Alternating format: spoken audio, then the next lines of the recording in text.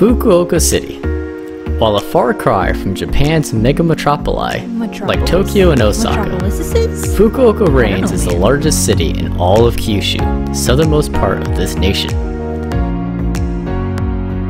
With a population of almost 2 million people, tiny urinating statues, and well over 10 Starbucks within its city limits, Fukuoka is what any American might consider approaching civilization. And it's a place well worth visiting to make plenty of unforgettable memories. So get ready to visit Cat Island, eat delicious ramen, and bike to your heart's content as you spend a few days in our absolute favorite place.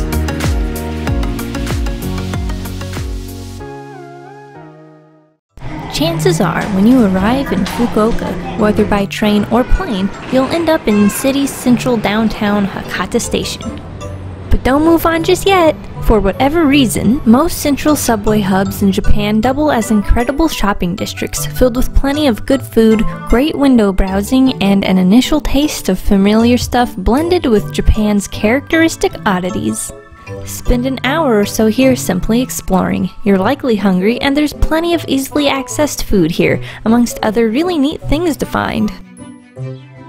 Next, your best bet would be to find one of the nearby rental bike options. There are plenty right within walking distance of the station. If you like walking. Rentals come cheap, just about 2,000 yen a day.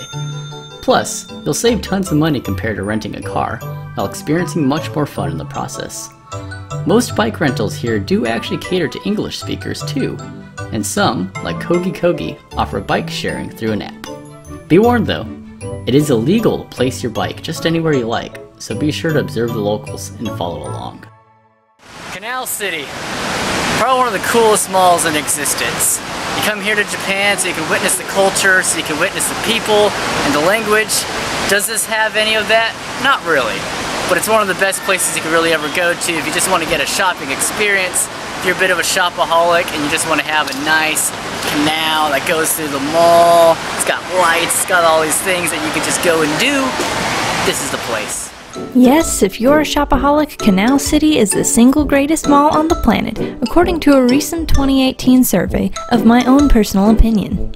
Over 8 stories tall. It's actually only 5. Oh, well that's less impressive.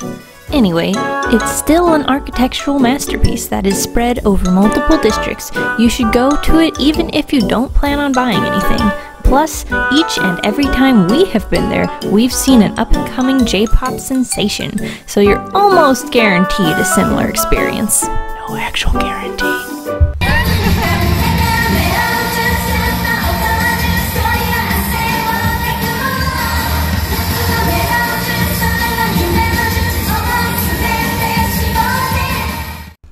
In case you didn't pick up on it, that song was about melon juice. But once you've had your fill of excessive consumerism and the mild existential dread it fills you with, it's time to move on to one of Fukuoka's most historical landmarks, Fukuoka Castle.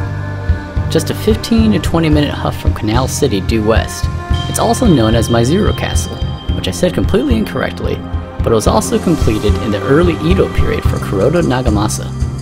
This historic site is a hodgepodge of sports facilities, flower gardens, museums, and ancient walkways. Climb the stony stairs, witness the central city skyline, Naruto run through the arches, and do your best not to trip as you head to your next stop.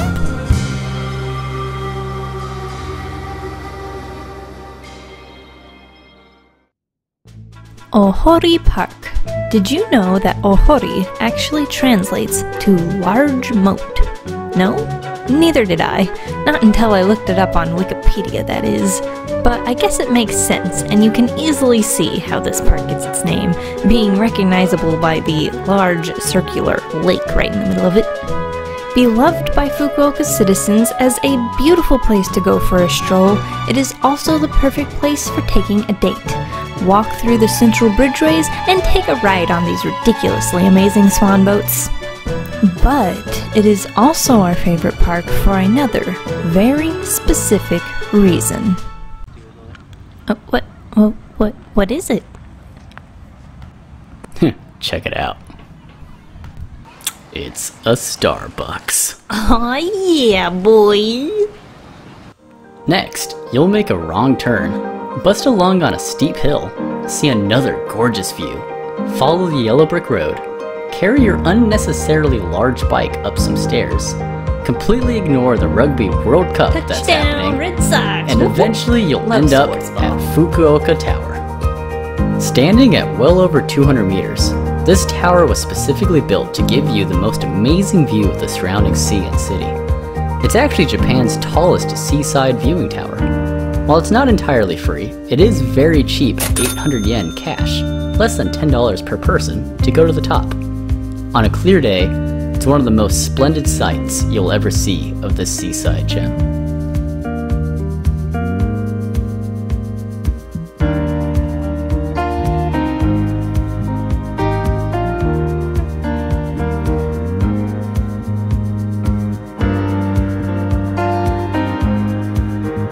So I'm sitting here looking at the grand, beautiful view that we have here. It's just like all this wonderful expanse of Fukuoka. We got the sea, we've got the blue water, and I just like, over there to my left is a beach that looks awfully like a butt. And it's just right there. I mean, it's even got the little crack in it. You can see it like right over here. It's ridiculous. Let us know if you ever make it to Butt Beach. We didn't. But for now, you're probably hungry, which is good, because you're in for a treat, which is Fukuoka's famous Hakata Ramen. So we're here at the place to get Hakata Ramen in Fukuoka, and there is always a line here. We tried to come last year, but the line was all the way around the block. It was insane. But today, we're going to do it. The line is short. We came at off hours, and we're going to have Hakata Ramen. I'm excited. What makes this style of ramen so special is the rich, milky pork bone broth that the noodles come in. However, this one in particular at Hakata Iso Ramen Shop is boiled no less than 3 times to intensify its flavor. That's good stuff. Oh yeah. This yummy.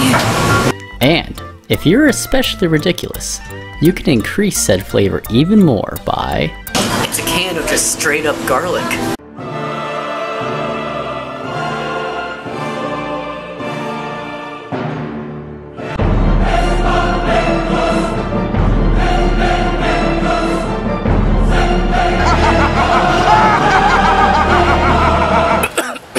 I've got so much garlic in my body right now. That was super yummy.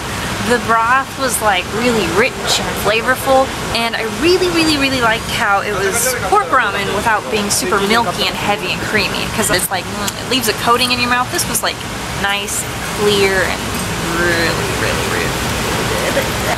Honestly, it takes a lot for me to say that something was probably the best thing that I've ever had before, but this is by far the best ramen that I've ever had in my life. And I put some garlic in it, and that actually just completely turbocharged the entire thing. So if you don't like garlic, that might be a little bit much, but if you really like garlic, that is the thing to do. All the other ramen in the world wishes they could be Hakata Ramen. Yes. Oh yes. Very much so. What is dinner without dessert? Worthless, if you ask me. So if you're one with an overenthusiastic sweet tooth, check this out. I have tried quite a few bubble waffles throughout Japan, and this one is by far the best. I've had some in Kyoto and Tokyo, and they just don't hold up to this classic, homey, awesome little place. This place is just so cool. It's cozy, there's so many cool decorations. I just love it here. Everybody who comes in and sits down has to order something. Preferably only the person who's ordering come in, because it is such a small space. Yeah, last year we made that mistake. We didn't realize that. We came in and sat down, and the owner was not super pleased about it. But we apologized a lot after we figured it out. But it took a minute. It definitely took a minute. Look how huge it is! It's amazing! This is why it's the best. Arigatou gozaimashita! Have a good night! Thank you! Bye-bye! The final plan to finish a night in this city is to literally have no plan at all. Fukuoka truly comes to life once the sun goes down, and we found it's best just to see where the evening takes you. Food stands, random festivals, arcades, and even things less than virtuous. If you're bored, it's because you're dead. Sorry, man.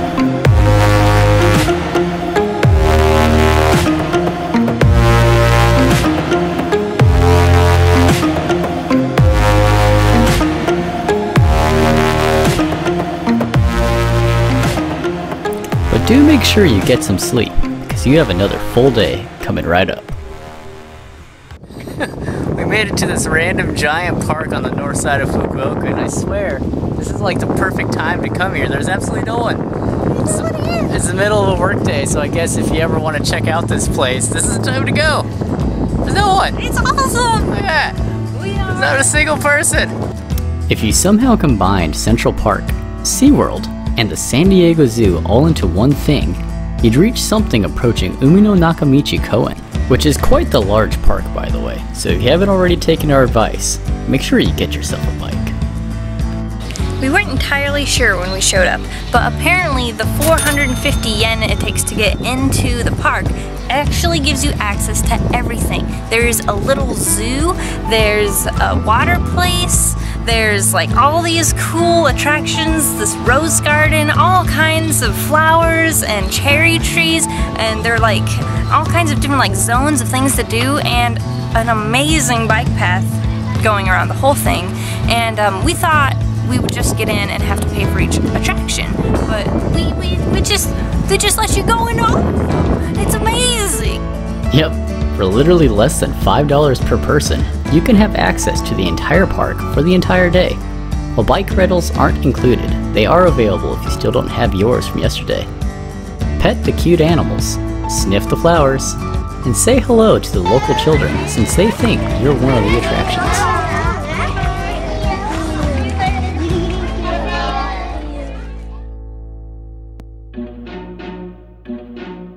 Just out of Shingu Port, you can take a cheap ferry to a wonderful place. Once you've braved the seas like a pirate of old, you'll reach Ainoshima Island, which most people have vaguely heard of before as one of Japan's popular cat islands. As soon as you get off the ferry, you're instantly greeted by dozens of friendly felines who are all yours to pet and cuddle. That is, until their favorite Oba-san wanders off and they all follow in her wake like some modern Pied Piper. If you paid the extra fee to bring your bike on the ferry like we did, you can hop on and explore the rest of the island. The road goes all the way around it. So we made it to Aonoshima Island, which I might be saying incorrectly, and it's something that's very, popularly known as Cat Island. It's just north of Fukuoka. People come here to get their really cool Instagram photos or the posing with all the cats around. But it's also a very historical place. Where we're standing right now is actually a very old burial ground. It's got a bunch of tombs, I believe, which are called tumuli. It's got these very interesting rocks and stones all piled together to designate burial sites for very important political figures back in the day. And we've also got a really cool rock formation, which you may not be able to see right now, but it's this very ovular eye shaped like at the eye of a needle just off to the coast over there. And there's about a 5-kilometer road that goes around the entire island, and it's very worthwhile to see all of it. So yes, come for the cats, but stay for the rest of the island. That's got a lot of really interesting things, and you'll see the rest coming up pretty soon. Hey Aaron! Let's check out those torii gates! On second thought, we left our flamethrower at home. So if you don't get eaten by the giant spiders, be sure to explore all the hidden shrines, find more adventurous kitties, pray for good fortune when it comes to fishing at the Dragon King Stone here, and hang out at this temple with the tree whose leaves are supposed to promote fertility. Just don't tell your wife you may have taken a couple of those special leaves, if you know what I mean. Here, it will always have a special place in my heart. We came here, this was the first city we ever came to in Japan, and it's got so many good memories and so many great places, and I really hope you get a chance to come check it out too. Well, that's all my dudes. Thanks for watching. Like, comment, and subscribe for a chance to win a trinket from Fukuoka from us. And if you order the ramen, make sure you get an egg on it!